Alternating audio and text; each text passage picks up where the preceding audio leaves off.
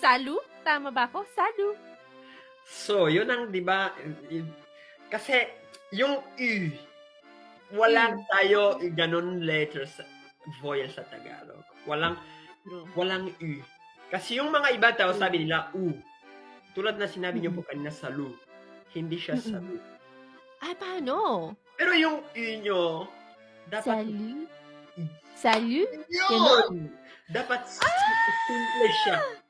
Salu ko na salu. Salu pala? Salu. Salu. Yes. Tama? Mali ko pala siya pinopronounce. Dati lagi ko siyang nakikita ko kasi O-L-O-O. Eh di salu. Diba? Babasahin ko siya salu. So yun pala, salu. Pero Salu. Salu. Mas prefer ko, instead na i-pronounce mo yung U, gamitin mo lang yung I. Tulad na sa Tagalog yung like, imahe. Yung I, sali. Pwede naman yun. Mahi. Kaysa sa... Salu. Kaysa sa salu. Kasi yung salu... Salu.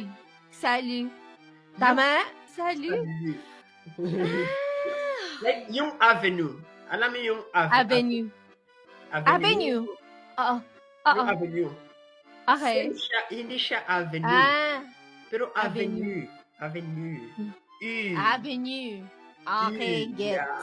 gets. Yung U. Mahirap din yung U.